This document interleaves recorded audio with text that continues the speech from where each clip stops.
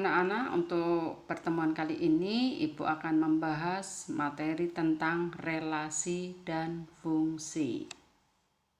Anak-anak mungkin sudah tidak asing lagi dengan istilah relasi ya. Nah, anak-anak sering menyebutnya sebagai hubungan ya, karena relasi atau hubungan ternyata sering sekali kita jumpai dalam kehidupan sehari-hari. Nah, untuk lebih jelasnya, yuk kita simak uraian yang berikut ini. Misalnya, di depanmu ada garam, gula, lada, cuka, dan pare. Lalu kamu diminta untuk menyebutkan rasa masing-masing bahan tersebut. Sudah pasti kamu akan mendapatkan skor 100 kan? Ya, saat diminta menyebutkan rasa garam, sudah pasti tahu kalau garam itu rasanya asin. Gula itu pasti rasanya manis, sedangkan lada berasa pedas. Kemudian kalau pare, ya pare itu rasanya pahit. Nah, apa mungkin garam terasa manis? Tentu tidak. Nah, ternyata hal-hal sepele semacam itu bisa kita nyatakan dalam bentuk matematis loh. Bentuk matematis yang dimaksud adalah fungsi. Nah, apa itu fungsi? Untuk lebih jelasnya, mari kita simak penjelasan artikel yang berikut ini. Oke, pengertian relasi. Pak Bejo memiliki 4 anak, yaitu Putri, Sela, Bayu, dan Anggi. Masing-masing anak memiliki hobi yang berbeda-beda. Contohnya, Putri hobinya berenang, Sela hobi berenang dan menggambar, Bayu hobi bermain bola, dan Anggi hobi bersepeda. Anak Pak Bejo dan hobinya bisa dijadikan suatu himpunan yang nantinya kedua himpunan tersebut memiliki keterkaitan satu sama lain. Nah, misalnya anak Pak Bejo dikelompokkan dalam himpunan A. Sedangkan hobi ya, dari hobi setiap anak ini dikelompokkan dalam himpunan B ya. Nih, sehingga kita dapatkan tadi yang A, himpunan A itu adalah himpunan anak ya, anak Pak Bejo. Anak Pak Bejo siapa saja? Putri, Sela, Bayu, Anggi. Kemudian untuk hobi kita misalkan dengan B ya, tadi hobinya adalah berenang, menggambar, bermain bola, bersepeda.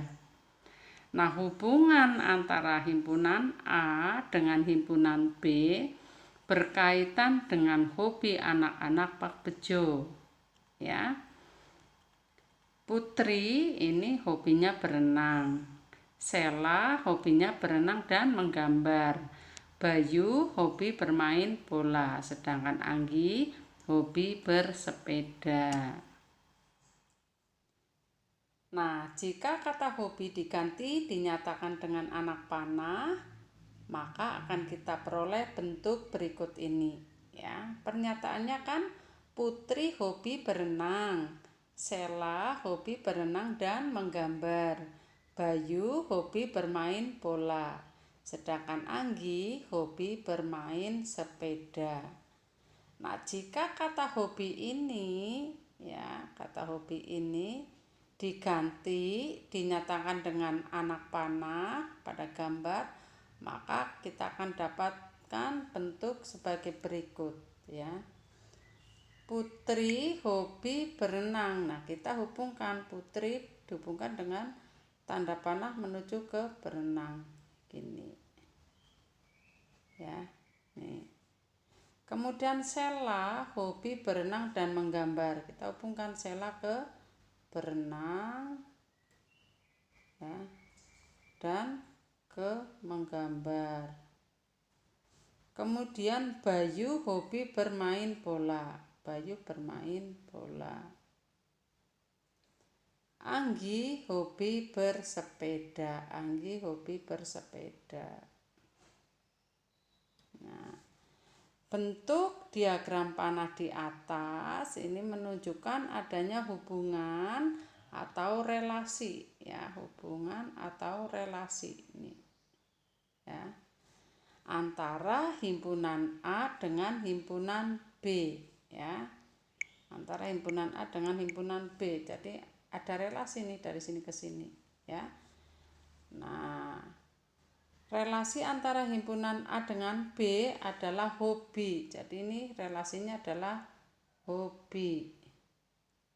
Hobi. Nah, dalam dunia matematika, keadaan seperti ini dinamakan sebagai relasi himpunan A ke himpunan B. Ya, relasi himpunan A ke himpunan B. Jadi apa itu relasi? Ya, relasi, ya, dari himpunan A ke himpunan B, ya, artinya aturan yang memasangkan atau menghubungkan setiap anggota himpunan A dengan anggota himpunan B, ya. Ibu ulangi, jadi yang namanya relasi dari himpunan A ke himpunan B adalah aturan yang memasangkan hubungan setiap anggota himpunan A dengan anggota himpunan B. Itulah yang namanya relasi.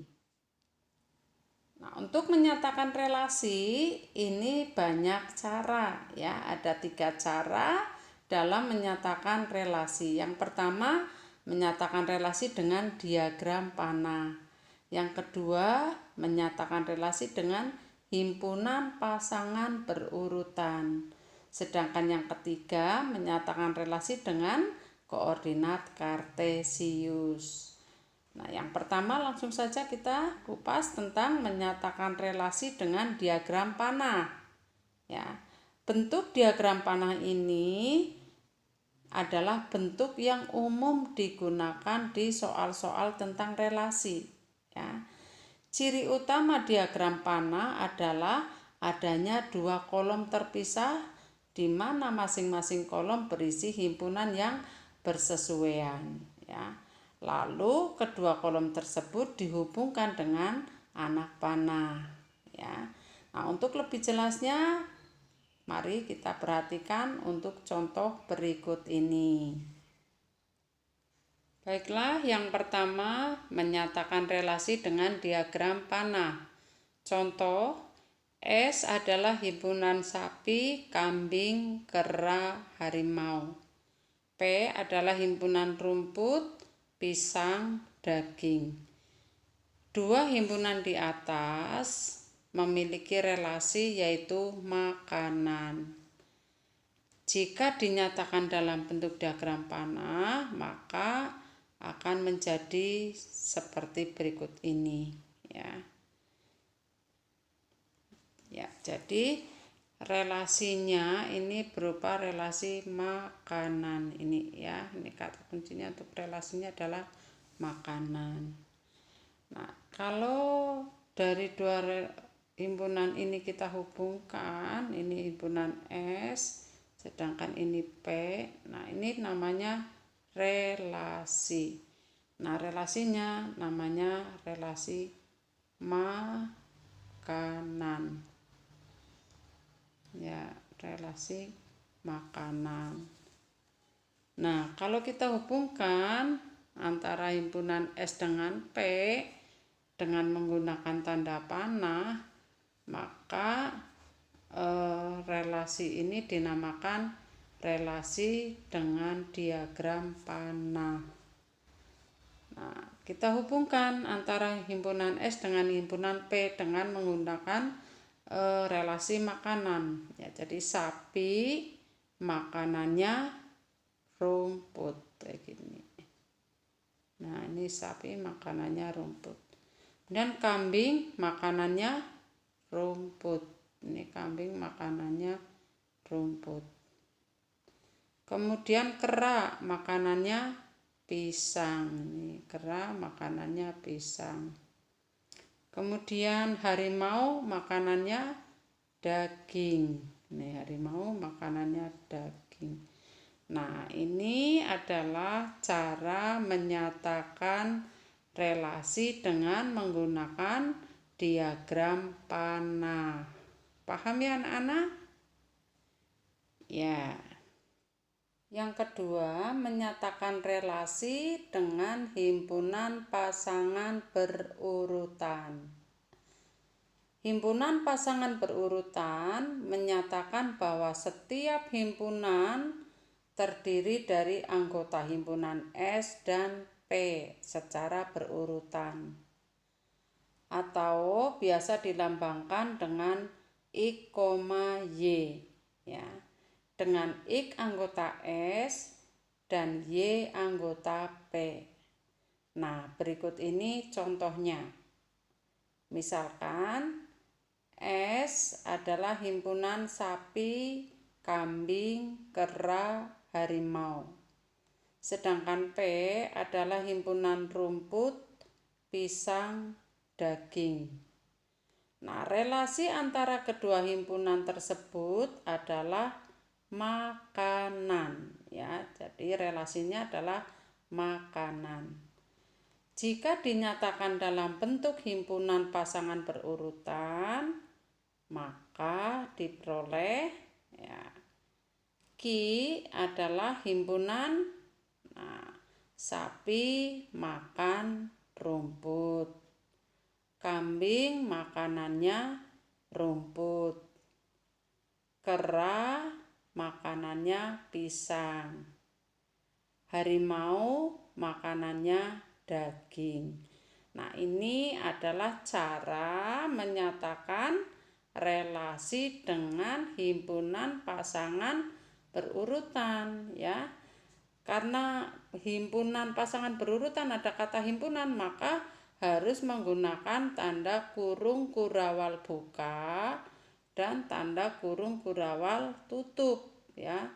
Tidak boleh lupa, ya, karena ini menyatakan relasi dengan himpunan pasangan berurutan. Bisa dipahami ya anak-anak? Yang ketiga, menyatakan relasi dengan koordinat kartesius, ya. Anak-anak tentu sudah tidak asing lagi apa itu koordinat kartesius, ya, karena pada bab sebelumnya anak-anak sudah mempelajari tentang sistem koordinat kartesius. Ya, jadi dalam koordinat kartesius itu memiliki dua sumbu, ya, yaitu sumbu X dan sumbu Y. Sumbu X itu yang mendatar ini, ya, yang horizontal. Sedangkan sumbu Y ini yang tegak atau yang vertikal. Ini kalau dalam koordinat kartesius, ya. Nah, setiap anggota himpunan, ya, anak-anak letakkan di titik yang bersesuaian, ya. Dengan ketentuan himpunan S berada di sumbu X. Jadi ini, ya, S itu di sumbu X. S itu apa saja? Sapi, kambing, kera, harimau, ini di sumbu X yang mendatar, ya. Nih, kemudian diberi tanda. Kemudian P itu berada di sumbu Y. P itu apa? Himpunan rumput, pisang, daging. Nah, ini diletakkan di sumbu Y ini yang vertikal, ya, yang tegak. Ini rumput, pisang, daging, ya. Paham ya? Nah, kemudian menyatakan relasinya kalau dengan koordinat kartesius, ya, kita hubungkan. Misalkan sapi itu, nah, karena relasinya itu makanan, berarti sapi makanannya rumput, ini dihubungkan kayak gini. Kambing makanannya rumput, sehingga hubungkan kambing dengan rumput seperti ini, seperti pada koordinat kartesius sebelumnya, ya. Hanya ini menggunakan bukan angka, ya. Kalau sebelumnya kan angka 1, 2, 3, kemudian min 1, min 2. Nah, di sini kita hanya di sumbu X-nya itu ya letakkan anggota dari himpunan S-nya ini. Ya, kalau sapi, kambing, ya di sini sapi, kambing, kera, harimau dan sebagainya. Kemudian kera. Kera itu makanannya pisang. Jadi hubungkan kera ke atas, kemudian pisang ditarik ya horizontal sehingga pertemuannya di sini. Ya, kemudian yang berikutnya harimau. Harimau itu makanannya daging. Jadi harimau ditarik ke atas ya. Nah, vertikal, kemudian dari daging ditarik horizontal, bertemu di sini. Nah, ini adalah koordinat dari harimau makan daging ya. Nah, cara seperti ini adalah menyatakan relasi dengan menggunakan koordinat kartesius. Paham ya anak-anak? Ya, terima kasih. Ya, yang berikutnya kita akan mempelajari apa itu fungsi ya. Di awal pendahuluan anak-anak sudah diminta untuk menyebutkan rasa beberapa bumbu dapur ya. Misalkan apa rasa garam ya, anak-anak pasti tahu ya bahwa garam itu rasanya asin. Apa rasa gula ya, gula pasti rasanya manis. Cuka, rasanya apa cuka? Ya, Bu, saya belum pernah merasakan cuka. Ya, cuka itu rasanya pasti asam kalau kalian rasa. Ya, kemudian lada itu pedas. Ya, nah, siapa yang pernah merasakan pare? Ada yang suka makan pare? Iya. Bagaimana rasa pare? Manis. Iya, pare itu rasanya manis. Betul? Keliru ya. Pare itu rasanya pahit. Ya, kalau nggak percaya nanti kamu ke warung beli pare, coba ya dirasa. Ya, tentu dibersihkan dulu ya. Dibersihkan dulu, dirasa bagaimana rasa pare ya. Jadi pare itu ternyata rasanya pahit. Nah, jika dinyatakan dalam bentuk diagram panah, maka akan menjadi hubungan seperti berikut ini ya. Jadi ada dua himpunan ya. Yang pertama himpunan garam, gula, lada, cuka, pare. Ya, ini himpunan dari bumbu dapur. Yang kedua ada himpunan tentang rasa ya. Asin, manis, pedas, asam, pahit. Nah, jika dinyatakan dalam bentuk diagram panah ya dari himpunan B dengan himpunan C, maka kita akan dapatkan hubungan sebagai berikut ya. Ya, yang pertama garam. Garam itu rasanya apa? Asin ya. Ya, jadi kita hubungkan garam dengan asin kayak gini. Nah, nih. Ya. Kemudian gula rasanya apa? Manis ya. Gula itu rasanya manis. Kita hubungkan gula dengan rasa manis. Seperti ini. Kemudian yang berikutnya lada itu pedas. Kita hubungkan lada dengan pedas seperti ini. Kemudian cuka. Ya, yang pernah makan bakso tentu tahu ya rasa cuka itu asam ya. Rasa asam. Kemudian pare ya, pare itu rasanya pahit. Nah, kita dapatkan hubungan antara himpunan B dengan himpunan C ya dalam bentuk diagram panah. Nah, jika anak-anak perhatikan setiap anggota B ya, di sini anggota B itu berpasangan dengan satu anggota himpunan C ya, semuanya berpasangan tepat satu.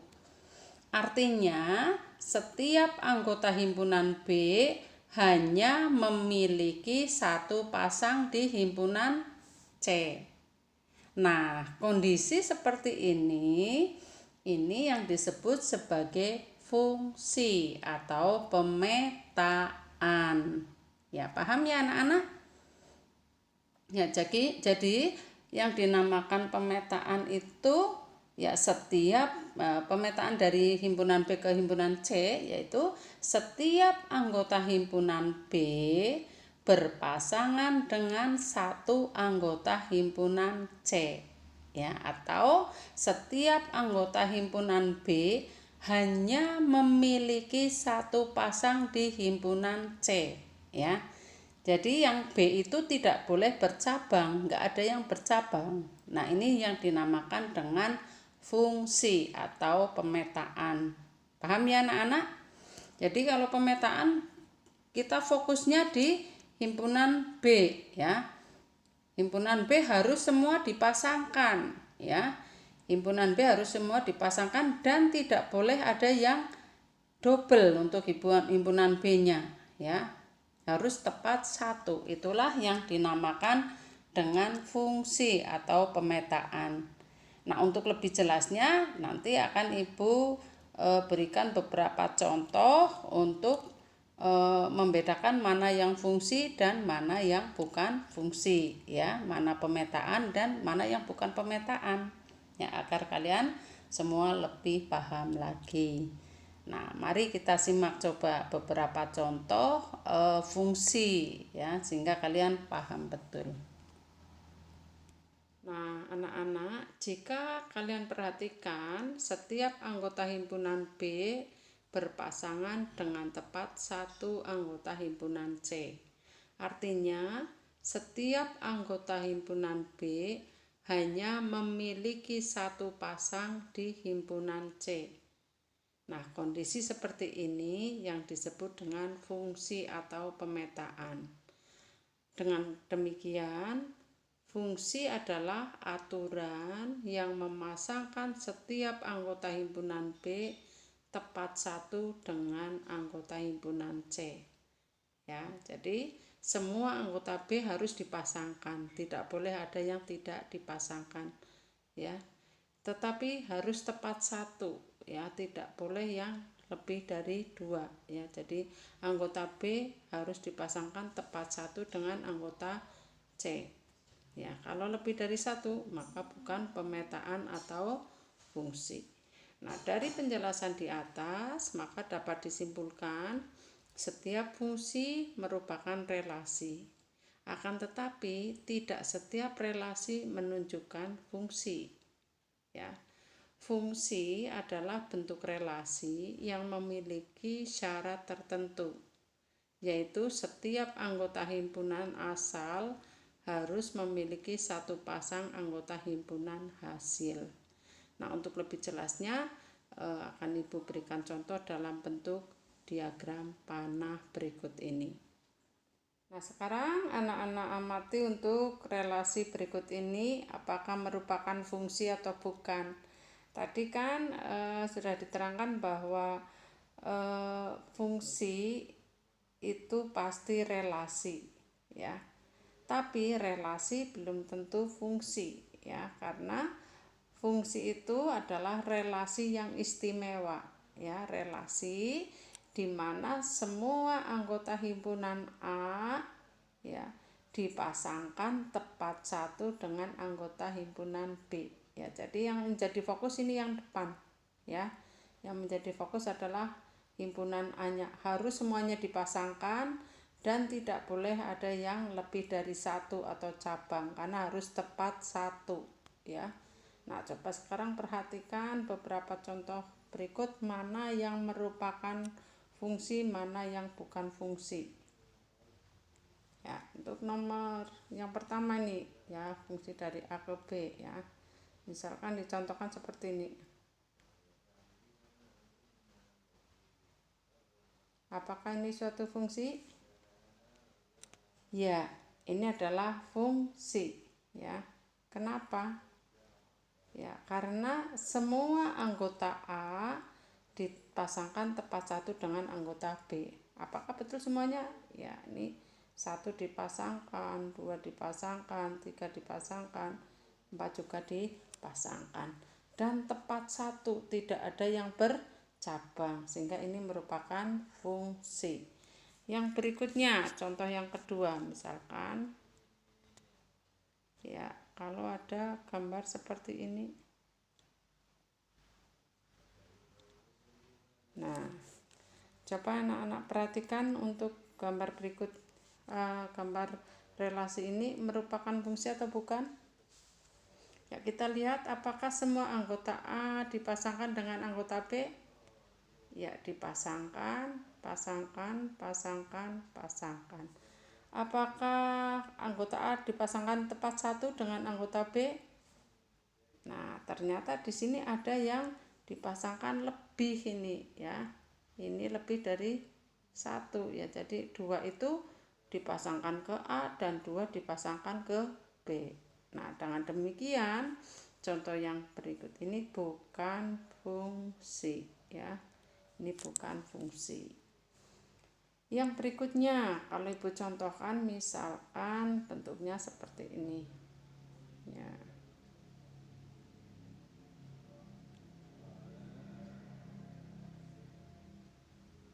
Ya. Apakah ini merupakan suatu fungsi? Nah, kita lihat apakah semua anggota himpunan A dipasangkan dengan anggota himpunan B? Ya, ternyata ada ini tidak dipasangkan, ini tidak dipasangkan, ini juga tidak dipasangkan. Jadi ini bukan fungsi dan juga 2 itu bercabang ya. Mestinya 2 itu pasangkan tepat 1, tidak boleh lebih dari 1. Paham ya? Sehingga ini bukan fungsi. Ya, kemudian yang berikutnya, fungsi atau bukan untuk contoh yang keempat. Nah, fungsi atau bukan? Ya, kita lihat. Apakah semua anggota himpunan A dipasangkan dengan tepat satu anggota himpunan B? 1 dipasangkan, 2 dipasangkan, 3 dipasangkan, 4 dipasangkan.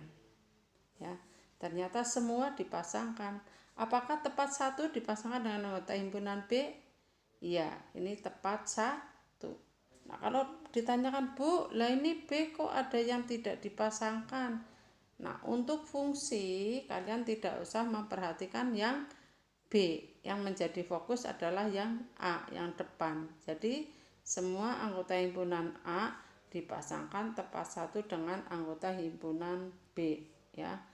Nah, kalau ada B yang tidak dipasangkan nggak masalah ya, yang penting yang depan. Paham ya? Sehingga contoh yang ini adalah fungsi. Ini merupakan fungsi. Paham ya anak-anak? Yang berikutnya yaitu tentang domain, kodomain, dan ring fungsi. Ya, dalam materi fungsi ini dikenal istilah domain, kodomain, dan juga ring. Nah, sekarang perhatikan anak-anak, di sini ada fungsi ya. Kenapa fungsi? Karena semua anggota himpunan A dipasangkan tepat satu dengan anggota himpunan B ya. Ya, semuanya dipasangkan ini dan tidak ada yang bercabang ya, tepat satu semua, sehingga ini merupakan fungsi. Nah, dari fungsi ini manakah yang disebut dengan domain, mana yang kodomain, dan mana yang ring atau fungsi. Jadi yang dimaksud domain ini adalah daerah asal ya. Domainnya itu berarti ini A 1, 2, 3. Ini domain atau daerah asal. Nah, kemudian yang kodomain itu daerah kawan ya. Daerah kawan. Mana kodomainnya? Ini semua anggota himpunan B ya. Semua anggota himpunan B ini kodomain. Berarti 1, 2, 3, 4. Kemudian anggota kawan yang merupakan hasil pemetaan ini disebut dengan ring ya. Berarti ringnya yang mana? Ya ini 2, 3, 4. Paham ya? Nah, jadi dapat kita tulis untuk daerah domainnya ini berarti apa saja domainnya, berarti 1, 2, 3. Ini daerah domain. Kemudian kodomainnya apa saja? Kodomainnya berarti 1, 2, 3, 4. Ya, kemudian daerah ringnya adalah 2, 3, 4. Ini adalah daerah ring. Paham ya anak-anak?